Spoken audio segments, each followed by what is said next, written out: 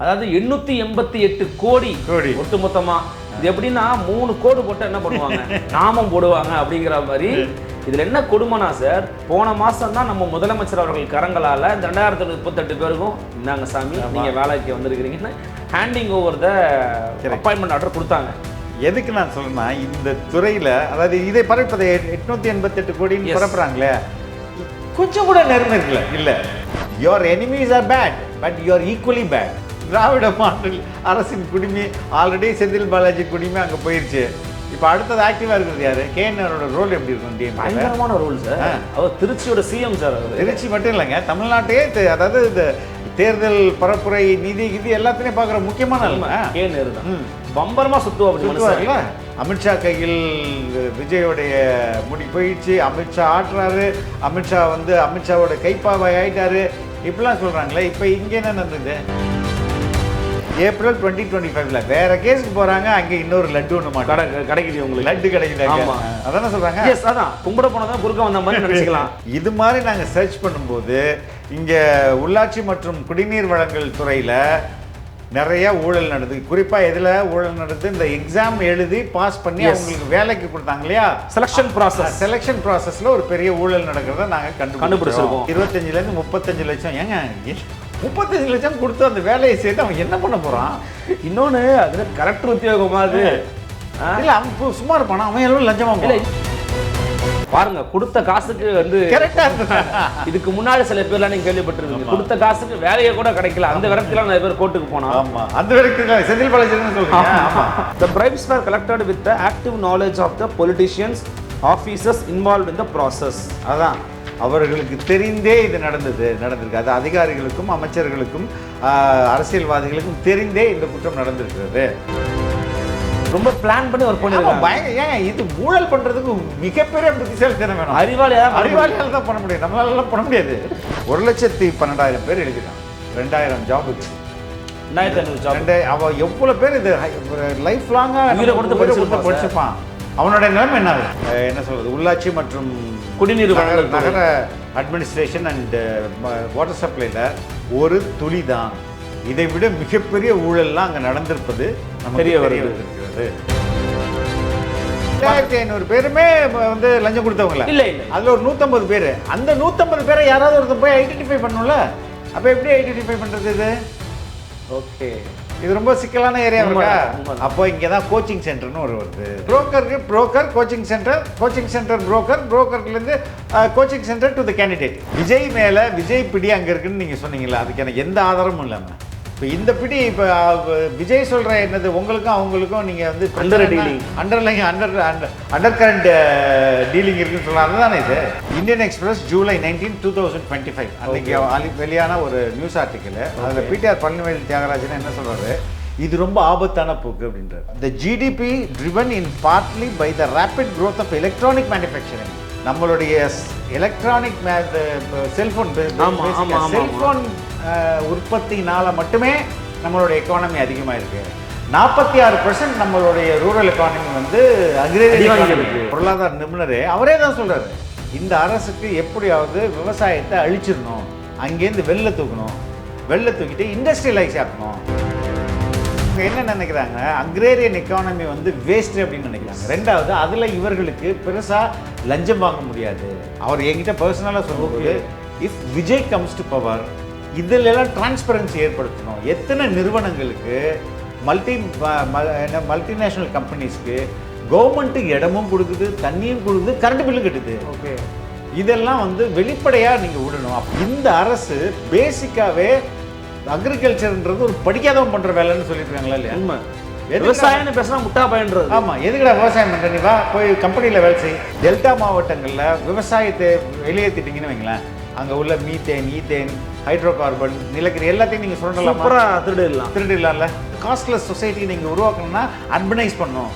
கிராமங்களில் தான் காஸ்ட் இருக்குது. ரைட்டு, நீ பொருளாதாரத்தை உயர்த்தினா காஸ்ட் எங்கே நிற்க போகுது? காஸ்ட் ஓடுற போகுது.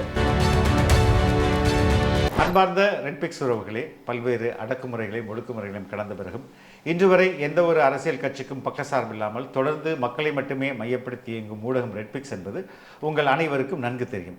தொடர்ந்து நாங்கள் ஒரு சுதந்திரமான ஊடகமாக செயல்பட உங்களது நிதி உதவி எங்களுக்கு தேவை. உங்களால் முடிந்த அளவு எங்களுக்கு நிதி உதவி செய்யுங்கள். திரையில் தெரியும் இந்த QR கோடை பயன்படுத்தியோ அல்லது டிஸ்கிரிப்ஷனில் உள்ள தகவல்களை பயன்படுத்தியோ உங்களால் முடிந்த அளவு எங்களுக்கு நிதி உதவி செய்யுங்கள். நன்றி. வணக்கம் சார். வணக்கம் அருள், எப்படி இருக்கீங்க? நல்லா இருக்கேன் அருள். மிக்க மகிழ்ச்சி. ஆமாம், உங்களை இப்போ ரொம்ப சந்திகளை மிக்க மகிழ்ச்சி அடைகிறேன். ஸோ இன்னைக்கு ஒரு சுர ஒரு செய்தியை தான் மீட் பண்ண போகிறோம். ஆமாம், 3-8 அதாவது 888 கோடி அளவில் ஊழல் பண்ணி லஞ்சம் கொடுத்து இந்த அரசு பணிகளில் வந்து ஏற்கனவே கேஷ் ஃபார் ஜாப் ஸ்கேம் அப்படிங்கிறது திமுக அரசுல திமுகவில் இருக்கிற முன்னாள் அமைச்சர்கள் பல பேருக்கு தொடர்பு உண்டு. ஏற்கனவே அதில் அந்த மாதிரி பேர் வாங்கியிருக்காங்க. அவங்க பல பேர் இல்லை, 2-3 பேர் வாங்கியிருக்கிறாங்க. இப்போ மீண்டும் வந்து KN நேரு அவர்கள் தலைமையின் கீழ் இயங்கக்கூடிய நகராட்சி நிர்வாகத்துறை மற்றும் குடிநீர் வழங்கல் துறையில் வந்து பார்த்தீங்கன்னா 2538 வேலை வாய்ப்பில் 150க்கும் அதிகமான நபர்களுக்கு வந்து 35 லட்சம் வரைக்கும் காசை வாங்கிட்டு வேலையை கொடுத்துருக்குறாங்க. இது ஒரு ப்ரூட்டல் கரப்ஷன் நடந்திருக்குது அண்டர் கிரவுண்டில் அப்படிங்கிறத இடி வந்து இன்னைக்கு டிஜிபிக்கு ரிப்போர்ட் அனுப்பியிருக்காங்க, லெட்டர் போட்டிருக்காங்க. ஆமாம், அந்த லெட்டரோடு சேர்த்து கிட்டத்தட்ட ஒரு 232 பேஜ் ஒரு புக்கை போட்டு கொடுத்துருக்காங்க. ஆமாம், யாராவது பேரெல்லாம் இருக்குன்னு பார்த்துக்கோ. எல்லாருக்கும் அந்த லெட்டரை படிப்போம். அதற்கு முன்பு நீங்கள் சொன்னீங்களா அந்த 888ன்றது என்னது? இது அதாவது 888 கோடி ஒட்டுமொத்தமாக. இது எப்படின்னா 3 கோடு போட்டால் என்ன பண்ணுவாங்க, நாமம் போடுவாங்க அப்படிங்கிற மாதிரி. இதுல என்ன கொடுமைனா சார், போன மாசம் தான் நம்ம முதலமைச்சர் அவர்கள் கரங்களால இந்த 2038 பேருக்கும் இந்தாங்க சாமி நீங்க வேலைக்கு வந்திருக்கிறீங்கன்னு handing over the appointment order கொடுத்தாங்க. எதுக்கு நான் சொல்றேன்னா, இந்த துறையில அதாவது இதை பரப்பதை 888 கோடின்னு பரப்புறாங்களே, கொஞ்சம் கூட நேர்மை இருக்குல்ல? இல்ல, இந்த அறிக்கையின்படியே அதாவது போஸ்டல் அப்பாயிண்டட் வந்து 2538 பேர். ஆனா ஊழல் செய்ததாக கூறப்பட்டிருக்கிறது 150 பேர் தான்.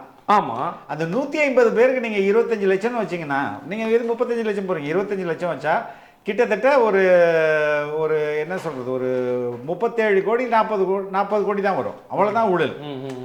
இதை தூராங்க பாருங்க. 880 எதுக்குன்னா, இது திமுக வந்து பொய் செய்தி பரப்புதுல, அதுக்கு எந்த விதத்திலும் நாங்களும் குறைந்தவர்கள்னு இவங்களும் பொய் செய்தி பரப்புறாங்க. இப்போ இதில் வந்து முக்கியமானதாக அந்த எல்லாத்தையும் விட நம்மளோட அப்சர்வேஷனை விட நம்மளோட இன்புட்ஸை விட டிஜிபிக்கு என்ஃபோர்ஸ்மெண்ட் டைரக்டரேட் கொடுத்துருக்க அந்த லெட்டரை வந்து நீங்கள் அப்படியே படிச்சிருங்க. One by one. So first point என்ன கொடுத்துருக்குறாங்க அப்படின்னா, the Directorate of Enforcement has been investigating several cases of the terror financing, drug trafficking, human trafficking, cyber frauds, bank frauds, frauds on public through Ponzi schemes, corruption, etc. Okay. அதாவது இடி வந்து பல்வேறு வழக்குகளை ஊழல் வழக்குகளை விசாரிச்சிட்டு இருக்கு. Okay, next paragraph. Under the PMLA, 2002ல உருவாக்கப்பட்ட PMLA, Prevention of Money Laundering Act. The investigations are based on scheduled offences under the PML registered by various law enforcement agencies. Okay. இரண்டாவது பாயிண்ட் என்னன்னா, ED had registered an ECIR with respect to a bank fraud FIR registered by CBI ACB Chennai. Okay. அதாவது இடி வந்து ஒரு கேஸை விசாரிக்குது, bank fraud தொடர்பாக ஒரு விசாரணையை இடி வந்து மேற்கொள்ளுது. அந்த கேஸ் யார் போடுறது? CBI ACB சென்னை பிரான்ச்ல வந்து போடுறாங்க. The said FIR had scheduled offences. On basis of the preliminary inquiry and financial analysis, search operations were conducted at several premises across Chennai, Trichy and Coimbatore in April 2025. இந்த வருஷம் தான் several documents, digital devices and evidences relating to proceeds of crime were seized. Okay, அந்த banking ஃப்ராடுக்காக இடி வந்து இங்க உள்ள போகுது. உள்ள போய் எங்க எந்தெந்த ஏரியால, சென்னை, திருச்சி, கோயம்புத்தூர், இதெல்லாம் அமைச்சர் KN நேருக்கு தொடர்பான ஒரு இடங்கள்ல ரைடு பண்றாங்க. ஏப்ரல் 2025ல வேற கேஸ்க்கு போறாங்க. அங்க இன்னொரு லட்டு ஒண்ணு கிடைக்குது, உங்களுக்கு லட்டு கிடைக்குது. அதான சொல்றாங்க. எஸ், அதான் கும்பிட போனதான் குறுக்க வந்த மாதிரி நினைச்சுக்கலாம். The documents, digital devices and records seized were analyzed, scrutinized during the course of investigation.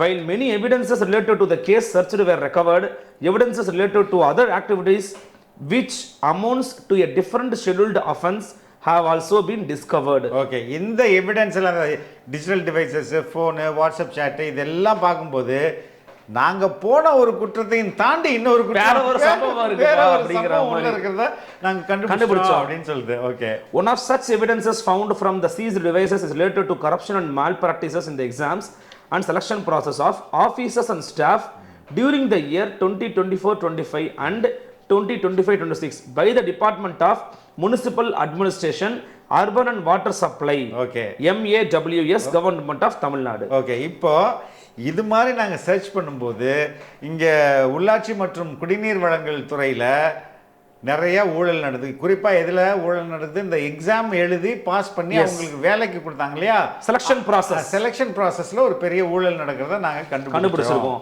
The appointment letters to about 2,500 candidates who were selected to various positions in MAWS department were issued by the CM of Tamil Nadu on 6/8/2025 in a public gathering. அதாவது இன்னைக்கு August 6ஆம் தேதி முதல்வர் வந்து அந்த வேலை என்ன பணி நியமன ஆணையை கொடுக்குறாரு, ஓப்பனா பப்ளிக்ல வச்சு கொடுக்குறாரு. அந்த பணி நியமன ஆணையில தான் பயங்கர ஊழல் நடந்திருக்குது அப்படின்னு சொல்றாங்க. நாங்க கண்டுபிடிச்சிருக்கோம் அப்படின்றாரு. ஓகே, பதவி இங்க பணம் எனக்கு புகழ் உனக்கு அப்படிங்கிறது அதுதான் பின்னாடி உள்ள ஒரே concept. The SIR in the bank fraud case was closed, quashed as the predicate offense, scheduled offenses was closed, quashed. However, the evidences நாங்க முதல்ல போன குற்றம் வந்து அது வந்து நிரூபணம் இல்ல, குவாஷ் ஆயிடுச்சு, அதெல்லாம் போயிடுச்சு. அது அந்த கேஸ் வித்ட்ரா எடுத்த மாதிரி தான் ஆக்சுவலி குவாஷ் ஆயிடுச்சுன்றாங்க. However, the evidences or information or the material found in the said case were transferred to other relevant cases. Okay, ஆனா இந்த கேஸ் காலாவதி ஆனாலும் இதுல கிடைத்த மற்ற தகவல்களும் ஆதாரங்களும் அந்தந்த கேஸுக்கு மாற்றி விடப்பட்டிருக்கு. ஆக்சுவலா இது என்ன சொல்ல வராங்கன்னா, this is not the only case. இது வந்து முனிசிபல் அட்மினிஸ்ட்ரேஷன் அண்ட் வாட்டர் சப்ளைல எக்ஸாம் காசு வாங்கிட்டு பாஸ் போட்டதுல அது மட்டும் இல்ல, அது இல்லாம பல கேசஸ் இருக்கு அப்படின்னு சொல்றாங்க. ஒன் பை ஒன்னா வரும். The incriminating digital evidences such as photos, WhatsApp chats, documents, etc. recovered from the seized devices of the search operations conducted in April were analyzed. The evidences were connected with each other. The findings are shocking and alarming. The evidences clearly show that huge manipulations were done in the recently concluded selection examination process of officers and staff by MAWS department. Okay, இப்போ இந்த process selection ப்ராசஸ்ல ஒரு பெரிய mall practice நடந்திருக்கு அப்படின்றத ஷாக்கிங்கா இருக்குன்னு ED சொல்லுது. வழக்கமாக இந்த எக்ஸாமுக்கு முன்பு வரையும் டிஎன்பிசி தான் அதை கண்டக்ட் பண்ணும். ஓகே, அவங்க வந்து முனிசிபல் அட்மினிஸ்ட்ரேஷன் தனியாக கண்டக்ட் பண்ணாங்க, டிஎன்பிசி வழியாக தான் வரணும் அது. ஆனால் இவர்கள் இந்த முறை டிஎன்பிசி இல்லாமல் இவங்க தனியாக நடத்திருக்காங்க. ஓகே ஓகே ஓகே அப்போ அங்கேவே வந்து அப்போ இந்த டிஎன்பிசிலேருந்து நடத்தாமல் இங்கே மாற்றி நடத்துறது, அவங்களே அந்த துறை சார்ந்தே எடுத்துக்கிறது. அங்கேயே என்ன வந்து ஏதோ சந்தேகம் நமக்கு வருது, அடிக்கிறது தான் பண்ணியிருக்காங்க. அப்போ அது கிளீனாக தெரியுதா? நெக்ஸ்ட் போங்க. அடுத்தது, bribes amounting to about 25 lakh to 35 lakh per selection per post were collected for appointment of many candidates to jobs in MAWS department by manipulating the examination process. So ஒவ்வொரு வேலைக்கு ஒரு போஸ்ட்டுக்கும் 25 lakh to 35 lakh, 25 35 லட்சம். ஏங்க 35 லட்சம் கொடுத்து அந்த வேலையை செய்து அவன் என்ன பண்ண போறான்? இன்னொன்னு அதுல கரெக்டர் உத்தியோகமா அது இல்ல, அவன் சும்மா இருப்பானா? அவன் எவ்வளவு லஞ்சமா? இல்ல, இன்னொன்னு அதான் சொல்றான், இது வந்து ஒரு நகராட்சி துறை, சாதாரண பாட்டாளி மக்களோட கனெக்ட் ஆகக்கூடிய ஒரு துறை, குடிநீர் வழங்கல் துறை. அப்படின்னா ஒரு ஊர்ல தண்ணி வேணும், தண்ணி வராத போனா இந்த மாதிரி நீ காசு வாங்கிட்டு போனீங்கன்னா நீ எப்படி மக்களுக்கு சேவை பண்ணுவ? எவ்வளவு பேர் ஐயோக்கு இது நமக்குல நகராட்சி ஒரு சாலை வசதி சரியா இல்ல, நீ வச்சு பிசினஸ் பண்ணாலே நல்லா இருக்கலாமே. ஓன் பிசினஸே பண்ணலாமே. Anyway, fine. Go ahead. A detailed note consisting of all the evidences such as photos, documents, hawala notes, cash transactions, etc. extracted from the phones. Hawala notes extracted from the phones. அதை ஹவாலா எப்படி work பண்ணணும் தெரியுமா? இல்லை, நீங்கள் சொன்னீங்கன்னா நல்லா இருக்கும் sir. Actually இப்போனா நான் வந்து இங்கேருந்து வெளிநாட்டுக்கு ஒரு காசு அனுப்பணும்னு வைங்களேன். சரி, நான் ஒரு $10,000 என்கிட்ட இருக்குது. அந்த $10,000 இந்தியன் ருப்பியா இருக்கு. நான் இதை வந்து யாருக்கும் தெரியாமல் நான் வெளிநாட்டுக்கு அனுப்பிடணும். வெளிநாட்டுக்கு அனுப்பிட்டு, இதுதான் என்னுடைய ஃபர்ஸ்ட் கோல். வெளிநாட்டுக்கு அனுப்பிட்டு அங்கேருந்து வேற ஒரு என்னுடைய ரிலேட்டிவ் மூலமாவோ யார் மூலமோ அது ஒயிட் மணியாக எனக்கு வரணும். அது எப்படி பண்ண முடியும்? அதுதான் அது ரொம்ப சிம்பிள். இப்போ எப்படி மாறி இருக்குன்னா, ஒரு $5 நோட்டை நீங்கள் வந்து உங்களுக்கு வாட்ஸ்அப்பில் இதில் அனுப்புவோம். யார் அனுப்புவா? ஏஜென்ட். இங்கே நம்ம ஊரில் சென்னையில் மண்ணடி போன்ற பகுதியில் இருக்கிறவங்க அனுப்புவாங்க. ஓகே. அந்த வாட்ஸ்அப்பில் அந்த 5 ரூபாய் நோட்டு உங்களுக்கு வந்துச்சுன்னா ஒருத்தர் வருவார் அங்கேருந்து வந்துட்டு அவர் வந்து ஒரு 5 ரூபா நோட்டை காட்டுவார். நீங்கள் ஃபோனில் இந்த 5 ரூபா நோட்டை காட்டினீங்கன்னா ஓகே டக்கன் டிக்கெட் அப்படின்னு சொல்லிட்டு இவர் எடுத்துகிட்டு போயிடுவார். எடுத்துகிட்டு போன 10வது நிமிஷத்தில் உங்கள் ஃபாரினில் இருக்கிறாருல அவர் ஃபோன் பண்ணி சொல்லுவார் $10,000 வந்துருச்சுன்ட்டு. இதுதான் ஹவாலா நோட்டு. இந்த சிவாஜி படத்தில் பார்க்குற கிட்டத்தட்ட அதே தான். Anyway go on. ஓகே, இதெல்லாம் வந்து இப்போ டிஜிட்டலைஸ் ஆயிடுச்சு. ஃபோன்லேருந்து எக்ஸ்ட்ராக்ட் பண்ணுறாங்க, ஃபோன்லேருந்து எடுக்கிறாங்க, அதெல்லாம் மாட்டிக்கிச்சு. The note deals with around 150 candidates. They struck. It's not 2,500 candidate. The 150 பேர். அந்த 150 பேர் தான் இதுல வந்து சர்ச்சைக்குரிய. அதாவது around 150. ஆமா, around 150. The extracted evidence is also correlated with the result sheet obtained from the website of the MAWS department. அப்ப இந்த பணம் கொடுத்தவனுடைய டீடைலும் ரிசல்ட்டோட டீடைலும் ஒத்து போகுது. சோ துட்டு கொடுத்தவங்க வேலை வாங்கிருக்காங்க. அந்த ரிசல்ட் வந்து வெப்சைட்லயே அவேலபிளா இருக்கு அப்படின்றதை அவங்க சொல்லிருக்காங்க. the evidences இல்ல பாருங்க, கொடுத்த காசுக்கு வந்து கரெக்ட்டா இதுக்கு முன்னாடி சில பேர்லாம் நீங்க கேள்விப்பட்டிருப்பீங்க, கொடுத்த காசுக்கு வேலையே கூட கிடைக்கல, அந்த விரக்தியில நிறைய பேர் கோர்ட்டுக்கு போனா. ஆமா, அந்த விரக்தியில செந்தில் பாலாஜி தான் சொல்றீங்க. ஆமா. the evidences collected shows that certain public servants, politicians, their close associates, private persons, candidates, etc. were involved in manipulation of MAWS exam process in financial year 2024-2025. இந்த பப்ளிக் சர்வெண்ட், பொலிட்டிஷியன்ஸ் அண்ட் அவங்களோட relatives ஆல்சோன்னு சொல்றோம். ஆமா, and public சர்வெண்ட்னா அந்த டிபார்ட்மெண்ட்ல இருக்கிற அதிகாரிகள், politician, அவங்களோட powerful people அப்படின்றதே சொல்லியிருப்பாங்க. இவங்க எல்லாம் சேர்ந்து இதை பண்ணியிருக்காங்க, எக்ஸாமினேஷன்ல டேம்பர் பண்ணியிருக்காங்க. Okay fine. The said persons had access to confidential examination information even before the declaration of the results. முன்னாடியே கொடுத்துருக்காங்க அவங்களுக்கு ஒட்டுமொத்த ரிசல்ட் வரதுக்கு முன்பே அந்த ஆன்சர் ஷீட்டும் கொஸ்டின் பேப்பரும் அவங்க கையில் கிடைச்சிருக்காங்க. Very simple. The said persons collected bribes for getting candidates selected for jobs in MAWS department. The bribes were collected in cash and transferred using Hawala networks. Okay, நான் சொன்னா அந்த மக்கள் இவங்க காசை வாங்கிட்டு வேலை போட்டு தரன்ட்டு வாங்கிட்டு அந்த பணத்தை ஹவாலா மூலமா வெளியில அனுப்பிச்சிருக்காங்க. The bribes were collected with the active knowledge of the politicians, officers involved in the process. அதான் அவர்களுக்கு தெரிந்தே இது நடந்திருக்கு. அது அதிகாரிகளுக்கும் அமைச்சர்களுக்கும் அரசியல்வாதிகளுக்கும் தெரிந்தே இந்த குற்றம் நடந்திருக்கிறது. Candidates who paid bribes were selected by manipulating the examination process. The bribes collected were introduced to banking system in various beneficial entities so as to use the same for personal benefit. Okay, இந்த மாதிரி collect பண்ண பணமெல்லாம் வெவ்வேறு பேர்ல வெவ்வேறு வங்கிகள்ல வந்து போடப்பட்டிருக்குது. So that பிற்காலத்துல அதை கரெக்டா நம்மளுக்கு எடுத்துக்கலாம் அப்படின்ற மாதிரியான ரொம்ப பிளான் பண்ணி ஒர்க் பண்ணிருக்காங்க. ஏன் இது ஊழல் பண்றதுக்கு மிகப்பெரிய புத்திசாலித்தனம் வேணும். அறிவாளியால தான் பண்ண முடியும், நம்மளால எல்லாம் பண்ண முடியாது. Okay, many candidates made it to the list by bribing. Thousands of candidates were cheated in the exam. Correct. Which was expected to be fair and based on merit.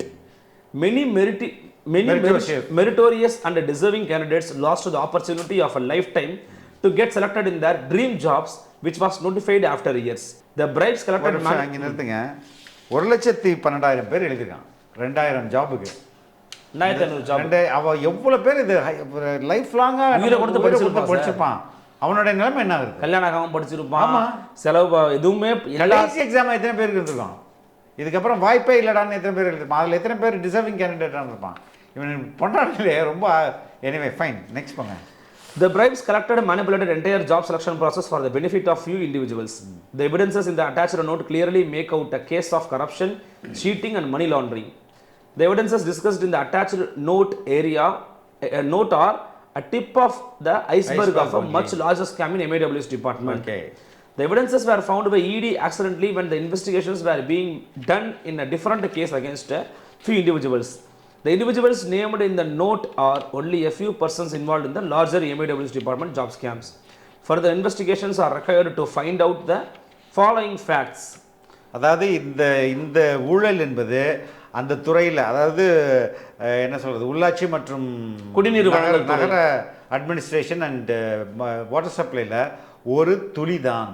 இதை விட மிகப்பெரிய ஊழல்லாம் அங்கே நடந்திருப்பது நமக்கு தெரிய வந்திருக்கிறது. How did the persons named in the attached note have access to confidential information on the examination? Okay, எப்படி இந்த இங்கே குறிப்பிட்டுள்ள நபர்களுக்கு ரொம்ப முக்கியமான பாதுகாப்பான கான்ஃபிடென்ஷியல் தொடர்பான தகவல்கள் எப்படி கிடைத்தது அப்படின்றாங்க. How they could manipulate the selection process. Who were officers, staff of Anna University who were involved in the manipulation of exams. Anna university தான் கண்டக்ட் பண்ணது எக்ஸாம். ஓகே இவங்க வந்து ஏற்கனவே அண்ணா யூனிவர்சிட்டி மேல பல விதமான புகார்கள். ஆமா municipal administration and urban water supply வந்து எங்களுக்கு நீங்க இந்த பரீட்சை நீங்க கண்டக்ட் பண்ணி கொடுங்க அப்படின்னு சொல்லிட்டு பண்றாங்க. அப்ப அவங்க கொஸ்டின் பேப்பர் ப்ரிப்பேர் பண்ணது அவங்க, ஆன்சர் ஷீட்டை கரெக்ட் பண்றது அவங்க. அப்ப அவங்களுடைய துணை இல்லாம இது நடக்கும். அப்ப அண்ணா யூனிவர்சிட்டி இதுல மாட்டுது. அவங்க ஏதோ அங்க ஓட்ட இருக்கு. How many candidates marks were manipulated? How many meritorious candidates were eliminated? Who are all the public servants involved in the manipulation of exam selection process and collection of bribes? Who are the other brokers, agents who are involved in the collecting the bribes in the MAW job scam? Right.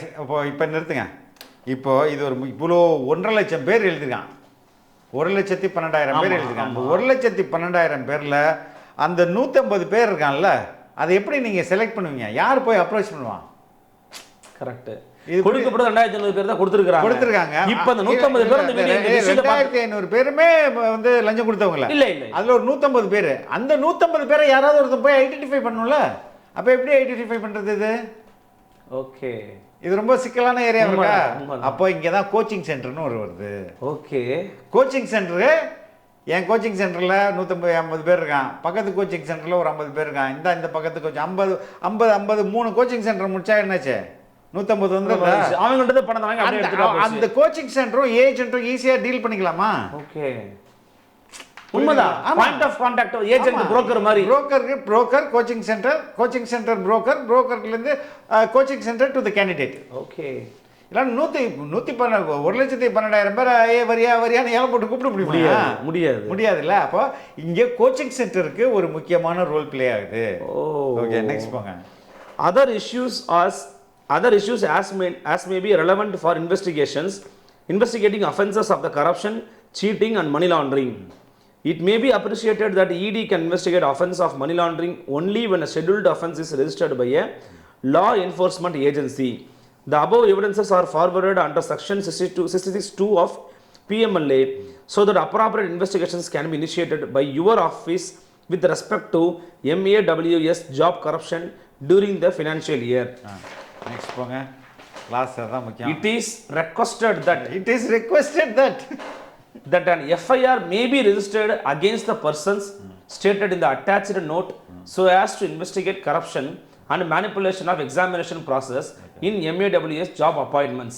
Tamil Nadu போலீஸ்ல கேக்குறாங்க, தயவு செய்து FIR போட்டு கொடுத்துருங்க, நாங்க எல்லாம் பாத்துக்கிறோம், please போடுங்க அப்படின்னு சொல்லி. Copy of the FIR may be provided to this office for initiation of investigations under the PMLA. Okay. The attached note on evidences investigations is being forwarded under section 66(2) of Prevention of Money Laundering Act 2002 and is issued with the approval of the competent authority. Okay. இப்போ வந்துட்டு இதுல இந்த ED கொடுத்ததுல யாராவது பேர் குறிப்பிட்டிருக்காங்களா? பேர் இதுல குறிப்பிடல, லெட்டர்ல இல்ல, யாரோட பேர் குறிப்பிடல. ஆனா அவங்க தனியா கொடுத்திருக்காங்க, நிறைய பேர் கொடுத்திருக்காங்க. அத அவங்கள்ட்ட கொடுத்திருக்காங்க. ஆமா, போலீஸ் டிபார்ட்மென்ட் கொடுத்திருக்காங்க. இதுல யாராவது இல்ல கொடுக்கல. இப்போ உடனே யார் இதுக்கு குதிச்சு ரியாக்ட் பண்றது? இல்ல, நீங்க ஃபோர்ஸ் ரியாக்ட் பண்ணி தான ஆகணும். யார் ரியாக்ட் பண்றது சொல்லுங்க. KN ரியாக்ட் பண்றாருல, அவரோட ரியாக்ஷன் பாத்துறோம். KN ரியாக்ட் பண்ணிருக்காருன்னா ஏன்னா அவர்தான் துறை சார்ந்த அமைச்சர் சார். ரைட். திராவிட மாடல் அரசுக்கு அவப்பெயர் ஏற்படுத்த வேண்டும் என்ற அரசியல் உள்நோக்கத்தோடு பல்லாண்டு காலத்திற்கு முந்தைய வங்கி வழக்கு ஒன்றினை தூசு தட்டி எடுத்து அவங்க அப்படித்தானே சொல்லியிருக்காங்க. அதுல ஒன்று மாட்டு பேங்க் ஃப்ராடுக்கு தானே போகணும்னு சொல்லுவாங்க. அப்படியே போயிட்டே இருப்போம். அதனை ஊதி பெரிதாக்கும் முயற்சியில் தோற்று போன ஒன்றிய அரசின் அமலாக்கத்துறை மேற்கொண்டுள்ள மேலும் ஒரு முயற்சி தான் நகராட்சி நிர்வாகம் மற்றும் குடிநீர் வழங்கல் துறையின் பணி நியமனம் குறித்து நேற்றைய கடிதம். 2011ஆம் ஆண்டிலிருந்து 2021ஆம் ஆண்டு வரையுள்ள 10 ஆண்டு கால அதிமுக ஆட்சி காலகத்தில் போதிய நியமனங்கள் செய்யப்படாமல் காலி பணியிடங்கள் அதிகமாகி நிர்வாகத்தை மேற்கொள்வதில் மிகுந்த சிரமங்கள் இருந்த நிலையில் 2019 பணியிடங்களை நேரடி நியமனம் மூலமாக நிரப்ப வேண்டும் என்பதற்காக அண்ணா பல்கலைக்கழகம் மூலமாக கடந்த 2/2/2024 அன்று அறிவிக்கை வெளியிடப்பட்டது. அதனைத் தொடர்ந்து பிற பணியிடங்களையும் சேர்த்து 2569 பணியிடம் நிரப்புவதற்கான அறிவிக்கை வெளியிடப்பட்டுச்சு. இந்த பணியிடங்களை வெளிப்படையான ஒளிவுமறைவற்ற முறையில் நிரப்புவதற்கு தேர்தலிடமிருந்து விண்ணப்பங்களை பெறுவதற்கு என்று தனியாக ஒரு வெப்சைட்டை உருவாக்கி அந்த வெப்சைட் மூலமாக 2,499 விண்ணப்பங்கள் பெறப்பட்டுச்சு. அனைத்து விண்ணப்பங்களும் பரிசீலிக்கப்பட்டு அவர்களுக்கு இணைய வழியாகவே ஹால் டிக்கெட் கொடுக்கப்பட்டு அண்ணா யூனிவர்சிட்டி மூலமாக 38 டிஸ்ட்ரிக்டில் 591 சென்டரில் எக்ஸாம் நடத்தணும். இந்த எழுத்து தேர்வு அனைத்தும் அண்ணா யூனிவர்சிட்டி மூலமாக எவாலுவேட் செய்யப்பட்டு எழுத்து தேர்வு முடிவுகளும் இணையத்தில் 20/9/2020 ஏற்றப்பட்டு வெளியிடப்பட்டுச்சு. நியாயமான முறையில் தேர்வு நடத்தி முடிவை வெளியிட்டிருக்கிறோம். சரி, இந்த தேர்வில் கலந்து கொண்ட லட்சக்கணக்கான விண்ணப்பதாரரிடமிருந்து ஒரே ஒரு ஆட்சேபனை கூட பெறப்படலை. சரி, இதனை அடுத்து பல்வேறு பணியிடங்களுக்கு பணித்தகுதியின் அடிப்படையில் அதிகாரிகளை கொண்ட தேர்வு குழுக்கள் அமைக்கப்பட்டுச்சு. பட்டப்படிப்பு பட்டய படிப்பு பதவிகளுக்கு 13 தேர்வு குழுவினரால் 7,272 தேர்வர்களுக்கு சான்றிதழ் சரிபார்ப்பும் நேர்முக தேர்வும் நடத்தப்பட்டுச்சு. இந்த சான்றிதழ் சரிபார்ப்பும் நேர்முக தேர்வுகளும் முடிவுற்ற பின்னர் இறுதித் தேர்வுகள் இணையதளத்திலும் வெளியிடப்பட்டு மதிப்பெண் மற்றும் இடஒதுக்கீடு அடிப்படையிலும் கலந்தாய்வு முறையிலும் இறுதியாக 2,538 பேர் தேர்வு செய்யப்பட்டனர். இந்த விண்ணப்பங்களும் பரிசீலனை செய்யப்பட்டு அப்ளிகன்ஸுக்கு இணைய வழியாக ஹால் டிக்கெட்டை கொடுத்து அண்ணா யூனிவர்சிட்டி மூலமாக 38 மாவட்டங்களில் 591 சென்டரை போட்டு எக்ஸாம் நடத்தணும். கரெக்டு. இந்த எழுத்து தேர்வு அனைத்தும் அண்ணா பல்கலைக்கழகம் மூலம் மதிப்பீடு பண்ணப்பட்டு அதனுடைய ரிசல்ட்டை 20/9/2024 வெளியிட்டோம். இதுலேருந்து எங்களுக்கு யாரும் ஆட்சேபனைகள் சொல்லவே இல்லை அப்படிங்கிறாரு. ஓகேவா? 2012, 13, 14, 15, 17 ஆகிய ஆண்டுகளில் பல்வேறு பதவிகளுக்கு இதே அண்ணா யூனிவர்சிட்டி மூலமாக தான் தேர்வு நடத்தப்பட்டு நிரப்பப்பட்டுச்சு அப்படின்னு சுட்டிக்காட்ட கடமைப்பட்டிருக்காங்க. இந்த நிலைமையில் 2024 நடைபெற்ற தேர்வுகளில் மட்டும் நகராட்சி நிர்வாகம் குடிநீர் வழங்கல் துறை அலுவலர்கள் தலையிட்டதால் தவறுகள் நிகழ்ந்திருக்கிறதுன்னு நீங்கள் சொல்கிறது நகைப்புக்குரியதுங்க.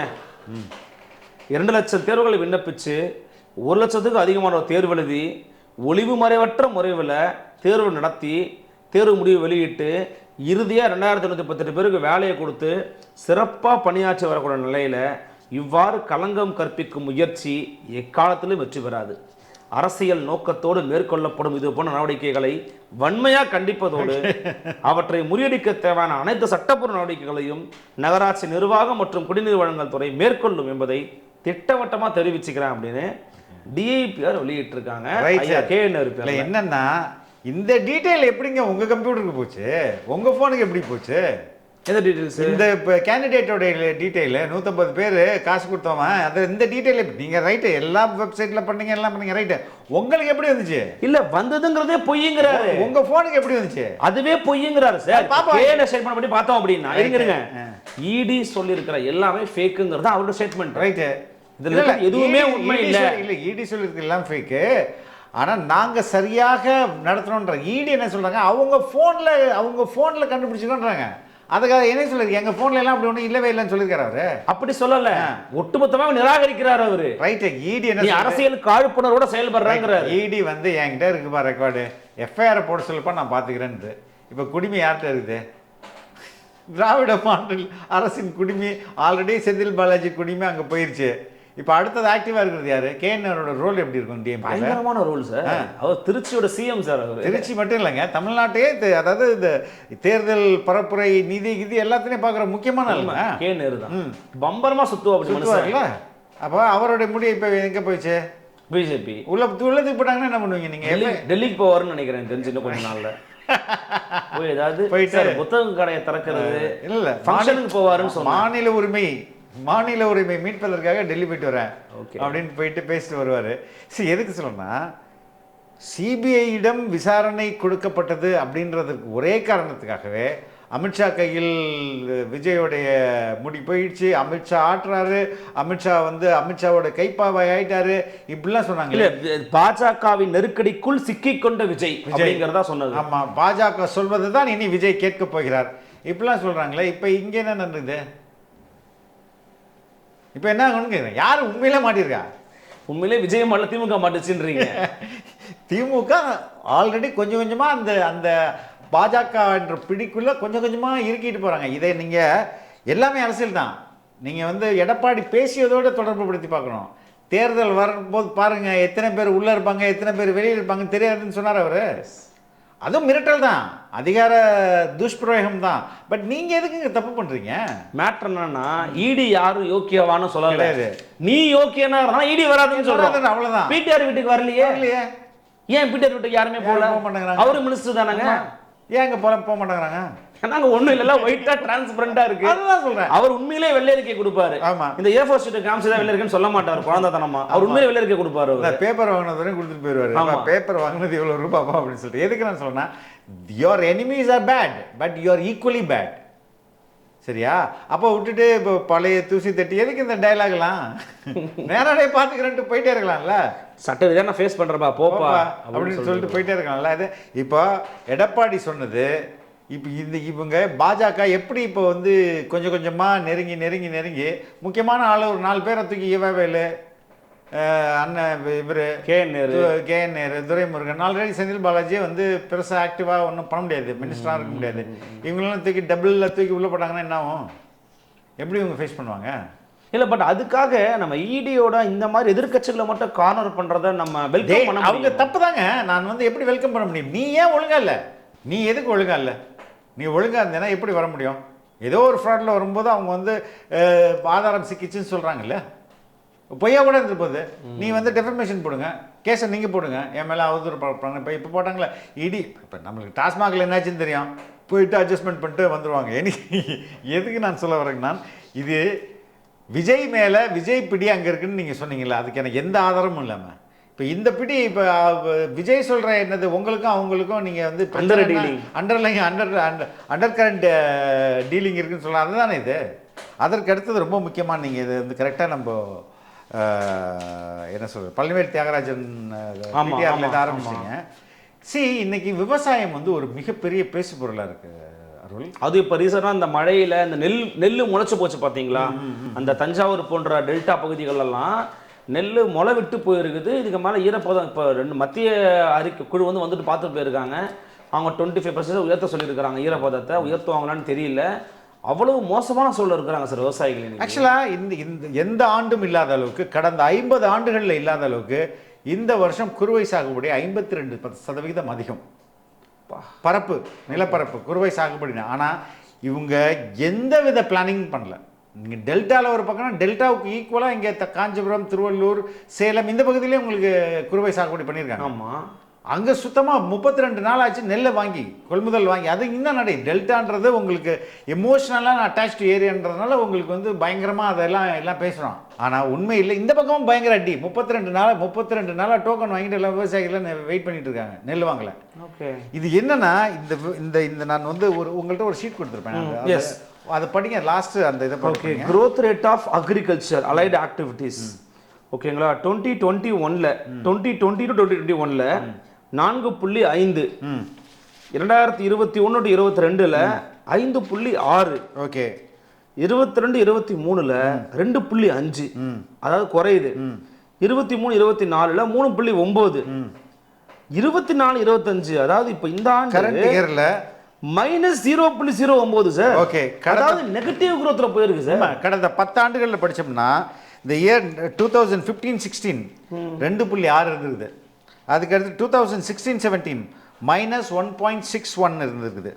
2017-18 12, ஓகே, நல்ல growth. ஓகே, அதுக்கடுத்தது 18-19 6.5, 2019-20 7.6, ஓகே, 2020 அதாவது எடப்பாடி பதவி முடியும் அந்த ஆண்டு வந்து எடப்பாடி அப்ரிஷியேட் பண்ணுறதுக்குல ஃபேக்டர் சொல்கிறேன், புரியுது.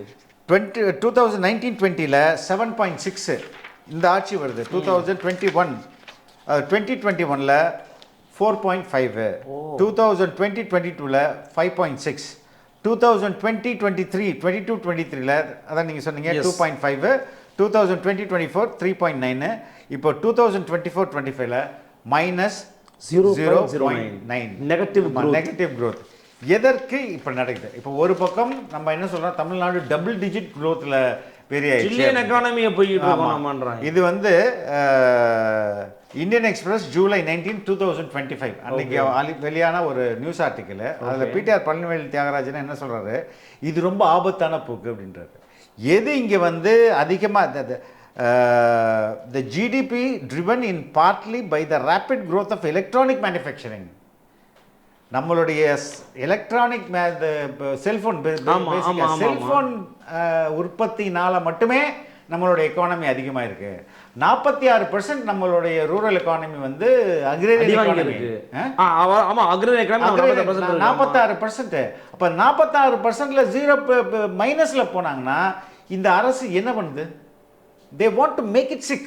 ஏன்னா அவங்க உழவை அழிக்கணுன்றவங்க தான் இயங்கிக்கிட்டு இருக்காங்க சார். அதுதான் எனக்கு தெரிந்த ஒரு இந்த தகவலை நம்மகிட்ட கொடுத்த ஒரு முக்கியமான பொருளாதார நிபுணரே அவரே தான் சொல்றாரு, இந்த அரசுக்கு எப்படியாவது விவசாயத்தை அழிச்சிடணும், அங்கேருந்து வெளில தூக்கிட்டு இண்டஸ்ட்ரியலைஸ் ஆக்கணும், எல்லாம் கார்பரேட்டுக்கு கூலி வேலை பார்க்குறாளா மாற்றி விட்டுணும். இதுதான் உங்களுடைய நோக்கமாக இருக்குது. அப்போ இந்த அரசு இப்படி இதை வந்து படிப்படியாக இப்போ நெகட்டிவில் கொண்டு போய் நிறுத்தின அரசு எப்படி வேளாண் உற்பத்தியையும் வேளாண்மையும் வளர்க்கறதுக்கு முயற்சி பண்ணும்? டெஃபினட்டாக பண்ணாதுல்ல. எக்ஸாக்ட்லி. டெல்டாக்காரன்னு விவசாயின்னு சொல்லிக்கிறாரு. நானும் டெல்டாக்காரன் தான் சொன்னார் நம்முடைய முதலமைச்சர் மு.க. ஸ்டாலின். ஆனா அந்த ஸ்பாட்டுக்கு போய் அவங்க எதிர்கட்சிகள் போன பிறகு இவங்க என்ன நினைக்கிறாங்க, அக்ரேரியன் எக்கானமி வந்து வேஸ்ட் அப்படின்னு நினைக்கிறாங்க. ரெண்டாவது, அதுல இவர்களுக்கு பெருசா லஞ்சம் வாங்க முடியாது. அவர் சொன்னது ரொம்ப ஆச்சரியமா இருக்கு. ஒரு சில ஃபேக்டரிகளுக்கு கரண்ட் பில்லையே கவர்மெண்ட் கட்டுது பல கோடி. ஆனா இதெல்லாம் வெளியில தெரியறது இல்லை, ஹிடன்ல வச்சு போயிட்டு இருக்காங்க. அவர் என்கிட்ட பர்சனலா சொல்லும்போது, if Vijay comes to power இதிலெல்லாம் டிரான்ஸ்பரன்சி ஏற்படுத்தணும். எத்தனை நிறுவனங்களுக்கு மல்டிநேஷனல் கம்பெனிஸ்க்கு கவர்மெண்ட்டுக்கு இடமும் கொடுக்குது, தண்ணியும் கொடுக்குது, கரண்ட் பில்லும் கட்டுது. ஓகே, இதெல்லாம் வந்து வெளிப்படையாக நீங்கள் விடணும். அப்போ ஏன் நம்மளுடைய அரசு நட்டத்தை நோக்கி எங்காது? அவங்க கொடுக்குற கமிஷனுக்காக நீங்கள் என்ன பண்ணுறீங்க, உங்களுடைய ரிசோர்ஸஸ் அள்ளி கொடுக்குறீங்க.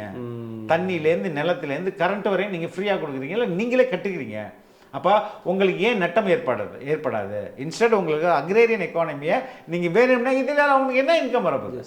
ஒன்றும் பெருசாக இன்கம். அப்போ இதை நோக்கி இந்த அரசு நகருது. இதுலேருந்து தமிழகத்தை காப்பாற்றணும் அப்படின்றார் அவர். இல்லை, இவங்க விவசாயிகள் மேலே கொண்டுள்ள அக்கறை தான் என்ன சார்? ஏன்னா இப்போ நாங்கள் போன ஆட்சியை விட இந்த ஆட்சியில் கூடுதலாக தான் நாங்கள் நெல் கொள்முதல் பண்ணுறோம். எம்ஆர்கே சொல்கிறாரு. இல்லைங்க, அந்த ரைட், நெல் கொள்முதல் கூடுதலாக நாங்கள் பண்ணுறோம். அப்புறம் எதுக்கு மைனஸில் போகுது? இல்லை, இங்கே என்னென்னா, விவசாயம் என்பது நீங்கள் வந்து உங்களுக்கு லேண்டு தானே, லேண்ட் இருந்தால் தான் விவசாயம் பண்ண முடியும். அப்போ லேண்டுலேருந்து விவசாயம் அகத்துனா நீங்கள் அது வந்து எம்டி லேண்ட் ஆகுது. நீங்கள் அதில் என்ன வேணால் ஃபேக்ட்ரி கட்டலாம். இப்போ செய்யார் சிப்காட்டில் அருள் ஆறுமுகத்தோட போராடிட்டு இருந்தார், குண்டாஸ் போட்டாங்க. அப்போ இந்த அரசு பேசிக்காகவே அக்ரிகல்ச்சர்ன்றது ஒரு படிக்காதவன் பண்ணுற வேலைன்னு சொல்லிட்டு இருக்காங்களா இல்லையா? உண்மை. விவசாயம் பேசுனா முட்டா பயன்றது. ஆமாம், எதுக்குடா விவசாயம் பண்ணுற? நீ வா போய் கம்பெனியில் வேலை செய், ஃபாரினில் போய் வேலை செய். இதுதானே உங்களோட ஆட்டிடியூடாக இருக்குது. அப்போ விவசாயத்துக்கு எதுக்கு இதை வந்து ஒரு கொள்கை ரீதியாக பரப்புறது?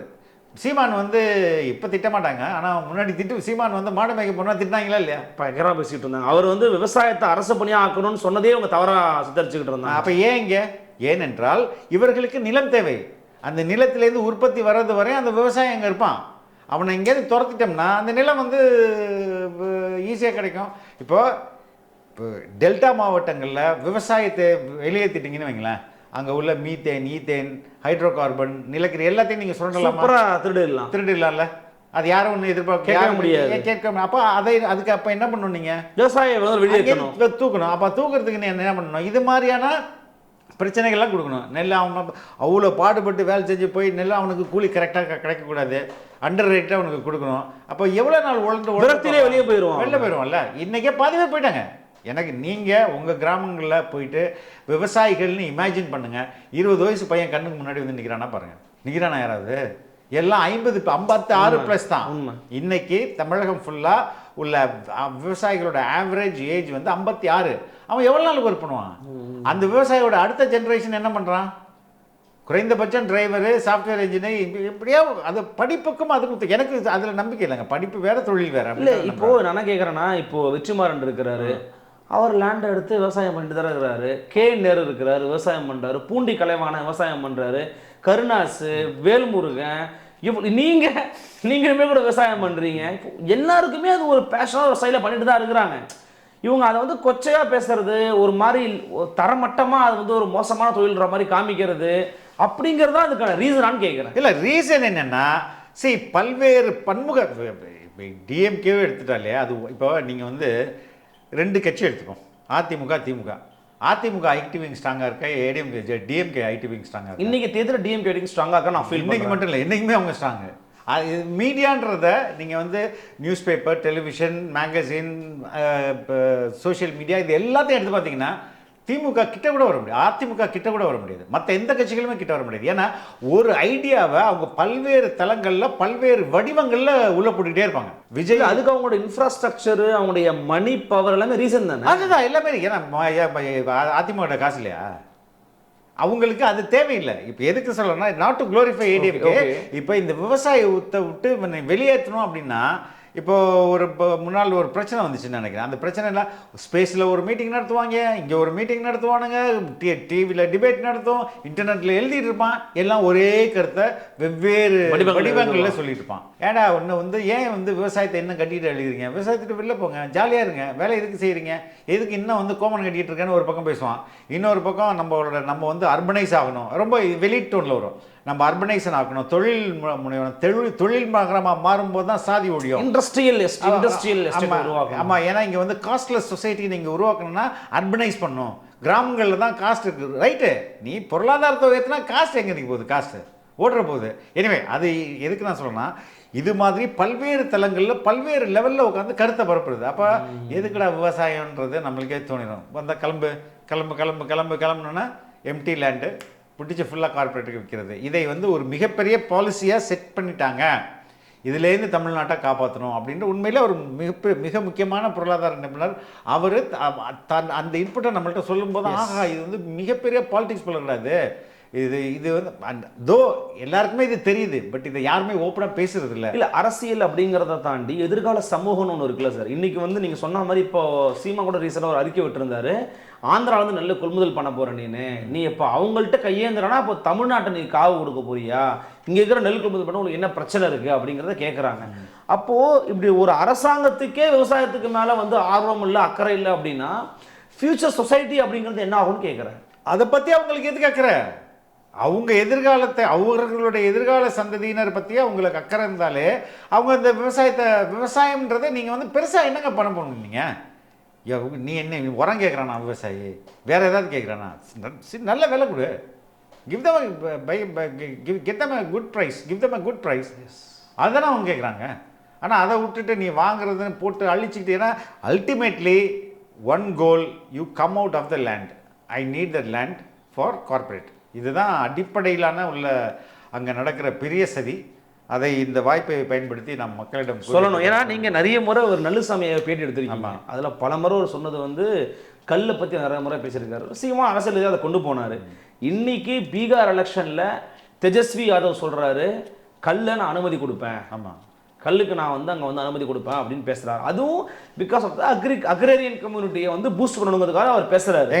கல் அதற்கு அடுத்தது வந்து ஒரு 10 தென்னை மரம் இல்லை 5 தென்னை மரம் 5 பனை மரம், ஒரு எங்கள் ஊரில் மா கணக்குன்னு சொல்லுவாங்க, ஒரு 3 மா நிலம், ஒரு 4-5 ஆடு இருந்தால் போதுங்க, அவன் லைஃப் ரொம்ப ஜாலியாக இருக்குங்க. பணத்தை பற்றி அவருக்கு கவலையே பட வேண்டியதில்லை. ஒரு மரத்துக்கு நீங்கள் 1000 ரூபாய் கொடுங்க, 10 மரம்னா 10,000 ரூபாய் ஒரு மாதத்துக்கு. தென்னை மரம்ன்றது லைஃப் லாங்காக அவங்களுக்கு வந்து கொடுத்துக்கிட்டே இருக்கும். பனை மரம் வந்து ஒரு 6 மாதம் கொடுக்கும், அதுக்கு ஒரு 1000 ரூபாய் கொடுங்க. ரெண்டாவது ஒரு 100 குழி வச்சுருக்கேன், 300 குழியில் வந்து 300 குழின்றது ஒரு ஏக்கர்னு வைங்களேன், அந்த ஏக்கரில் அவன் நெல் போட்டோம், ஆடு மாடு வச்சுக்கிட்டோம், நீ எதுக்கு 5,000 ரூபாய் கொடுக்குற பிச்சை காசு அப்படின்னு அவன் ஓட்டுக்கும் காசு வாங்க மாட்டான், எதுக்கு he can live a very happy and healthy life. ஆனால் இந்த அரசு அவனை அடிமையாக தான் வச்சு தற்சார்பா நிற்கிற தனியாக நிற்கிற அப்படின்னு சொல்லிட்டு பண்ணி விட்டுருவாங்க. தொடர்ந்து பேசுவோம் அருள். அன்பார்ந்த ரெட் பிக்ஸ் உறவுகளே, பல்வேறு அடக்குமுறைகளையும் ஒடுக்குமுறைகளையும் கடந்த பிறகும் இன்று வரை எந்த ஒரு அரசியல் கட்சிக்கும் பக்கசார்பில்லாமல் தொடர்ந்து மக்களை மட்டுமே மையப்படுத்தி இயங்கும் ஊடகம் ரெட் பிக்ஸ் என்பது உங்கள் அனைவருக்கும் நன்கு தெரியும். தொடர்ந்து நாங்கள் ஒரு சுதந்திரமான ஊடகமாக செயல்பட உங்களது நிதி உதவி எங்களுக்கு தேவை. உங்களால் முடிந்த அளவு எங்களுக்கு நிதி உதவி செய்யுங்கள். திரையில் தெரியும் இந்த QR கோடை பயன்படுத்தியோ அல்லது டிஸ்கிரிப்ஷனில் உள்ள தகவல்களை பயன்படுத்தியோ உங்களால் முடிந்த அளவு எங்களுக்கு நிதி உதவி செய்யுங்கள். நன்றி. பல விதமான விஷயங்களை பகிர்ந்துக்கிட்டீங்க சார். பொறுத்திருந்து அடுத்த நிகழ்வு பேசலாம் சார். மிக்க நன்றி. ரொம்ப நன்றி அவர்கள்.